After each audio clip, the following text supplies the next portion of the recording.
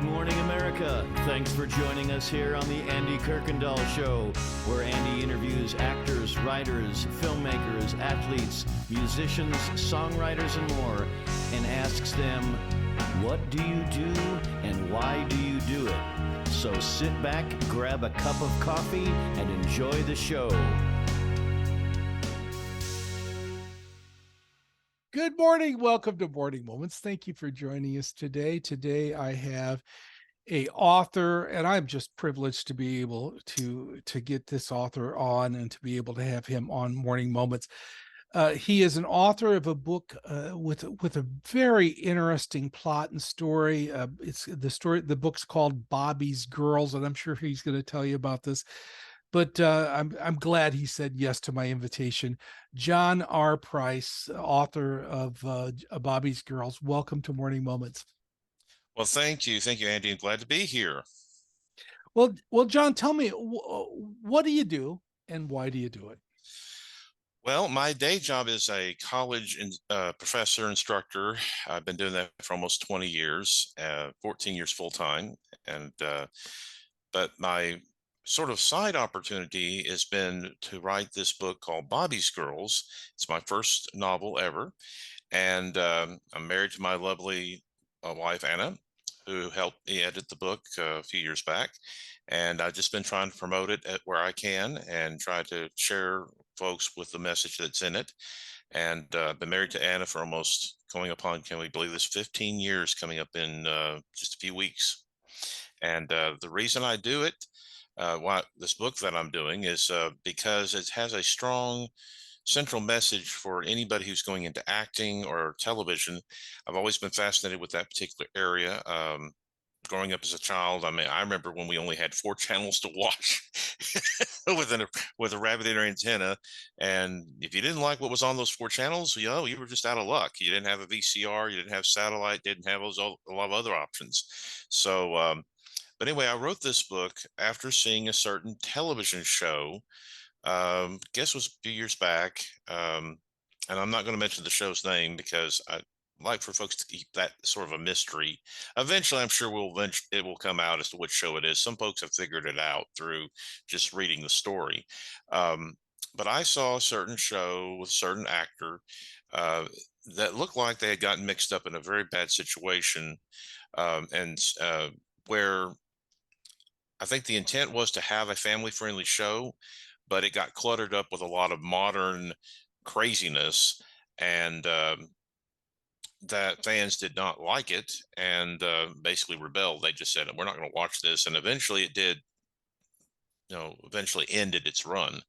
The funny part, though, is that I never heard the actor say anything about addressing some of the things except for, oh, well, the critics don't like the show because they didn't like our previous show years ago because it was a sequel based on an old show.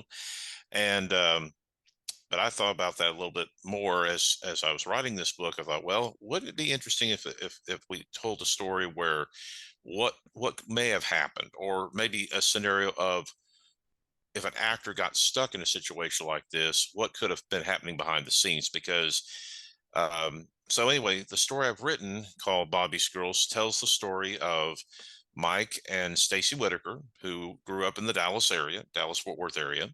I'm from Arkansas, so if someone may say, "Why did you choose Dallas?" Well, we can discuss that a little bit later. But but they grew up in that particular area back in the late '70s, early '80s, and in the mid to late '80s, they had been doing commercials up till about that time, and they went for an audition there in the Dallas area for a scouting. It was a scouting event for a new TV show that was going to be done, a sitcom called Bobby's Girls. And even though they had done commercial work in the Dallas area as kids, they went to the audition, and lo and behold, they happened to luck out at getting to go to Hollywood and try out for it, and then eventually won the roles.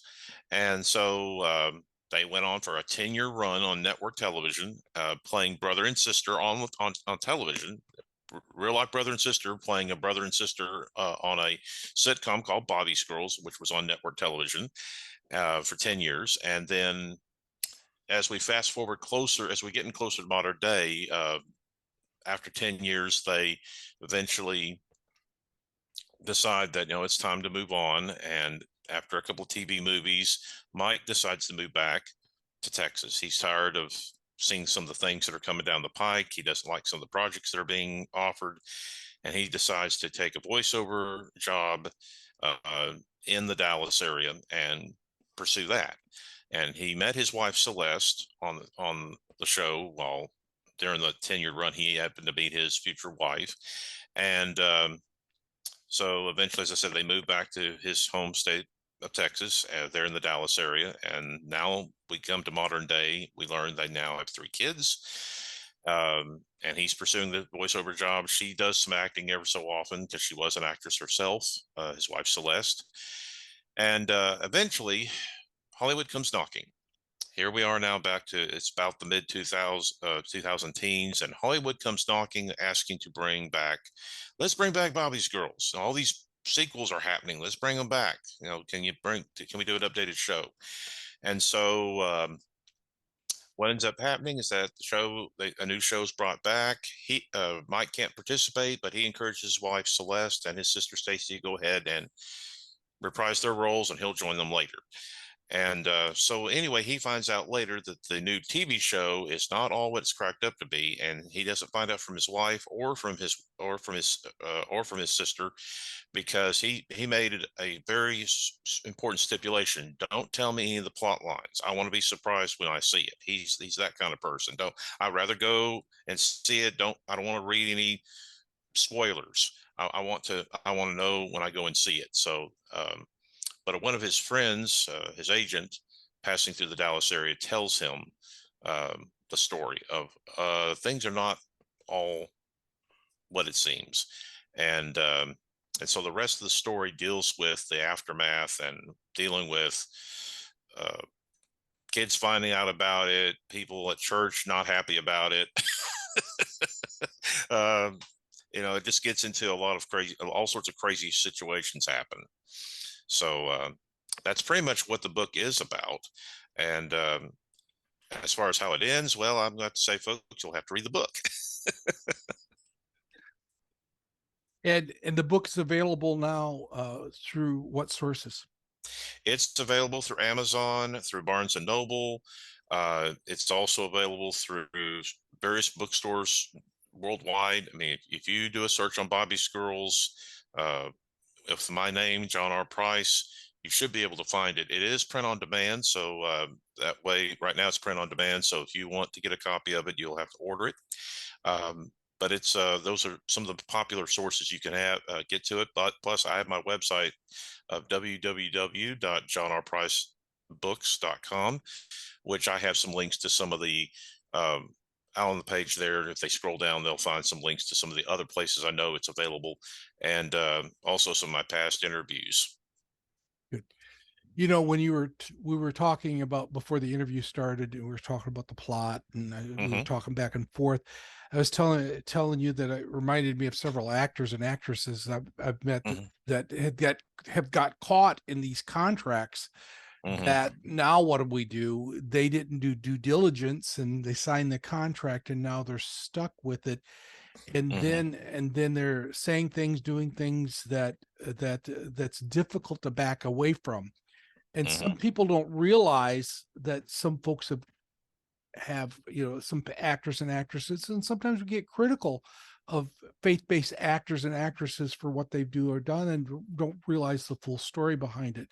So, I think it's a good sign to start to be praying for our brothers and sisters in the film industry, rather than being, condemning them for being involved in things. There's a lot more behind it than what we can think of. But even the storyline tells us the true life problems that we all have in serving Christ in our different professions. And I like that God's given that desire and that heart of this story to bring out. Yes. John, thank you for sharing your heart today. Thank you for sharing about your book and your story. There's some of you that's listening to this that you've got some interest in it. Check it out. There's the website down below where you could get the book. Check it out. There may be some of you that say, hey, I've got an idea where we could bring this even to screen, and maybe this would be a good conversion over. So, but we're with John, him and I just prayed beforehand that God would just use it however he sees fit, and then he surrenders his work to the Lord. As we close today, please Mhm. pass this interview on to somebody else. But as we close today, I'd like for you to take a few minutes and pray for John. Pray that God continue to work with him. Maybe this isn't his only book. Maybe God's got other things for him as well. But pray that God would continue to use him in a great and mighty way. You see, John needs your prayers, folks, and you need the practice. So pray that God would use him and continue to use his gifts and his talents for the kingdom. Thank you for joining us, John, for Morning Moments. Well, thank you, Andy. I certainly appreciate it. Thank you for being with us. Keep coming back, and may God richly bless you.